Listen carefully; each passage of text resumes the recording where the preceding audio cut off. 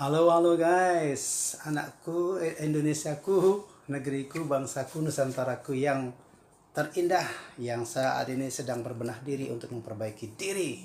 Oke, saya tak perpanjang lewat mukadimah, saya hanya mau mengomentari sedikit tentang apa yang dikatakan oleh Maman Abdurrahman, tak politis dari politik, dari partai apa tuh saya tapi itu mau memahaminya, tapi saya melihat di obrolan dengan Pak Karni Ilyas. Maman Abdurrahman, saya salut kepada Anda. Anda boleh saja mendukung itu yang namanya Gibran.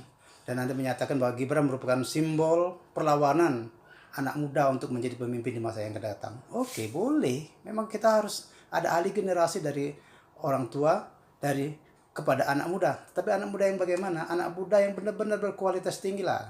Jangan berkualitas karena bapaknya jadi presiden. Sudah nampak dia haram konstitusi. Coba kalau bapaknya bukan jadi presiden, pamannya bukan jadi ketua MK, dia tidak akan bisa masuk itu jadi wakil presiden. Kenapa? Umurnya belum genap 40 tahun. Dan itu tertuang di konstitusi. Dan konstitusi itu yang dikangkanginya oleh keluarganya. Makanya, walaupun Gibran itu hebat, walaupun Gibran itu pintar, tapi kalau mengangkangi konstitusi, mengobrak-abrik konstitusi, itu tetap down. Jadi Maman Abdurrahman boleh membanggakan Gibran sebagai sumber, sebagai perlawanan anak muda untuk regenerasi kepemimpinan di masa yang akan datang. Boleh. Memang harus anak muda yang ke depan. Tapi anak-anak muda yang benar-benar ke depan. Banyak anak muda yang bisa berjuang sendiri, yang bisa kita nanti ambil sebagai pemimpin kita di masa yang akan datang. Tapi kalau ke kaliber Gibran, itu kita lihat sendirilah bagaimana dia. Kalau bapaknya bukan presiden, saya yakin dan percaya tak akan mungkin dia menjadi wakil presiden. Coba Maman Abdurrahman yang masih merasa muda juga. Tahun 2029, nyalonkan dirilah Anda sebagai generasi muda untuk menjadi wapres atau jadi presidennya atau menjadi apapun terserah Anda di sana.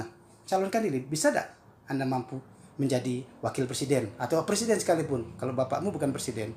Jadi kasus untuk Gibran itu berbeda. Dia menjadi wakil presiden karena ada fasilitas dari bapaknya dan juga dari pamannya.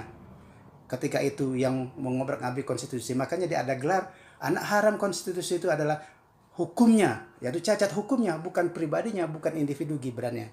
Anak muda menjadi pemimpin di masa yang akan datang, kami mendukung 100%. Asalkan dia mengikuti alur konstitusi dan tidak mengobrak-abrik konstitusi, dan dia bisa berjuang sendiri tanpa harus ada bapak mamanya atau keluarganya yang mengobrak-abrik konstitusi agar dia bisa maju. Itu yang pentingnya di situ.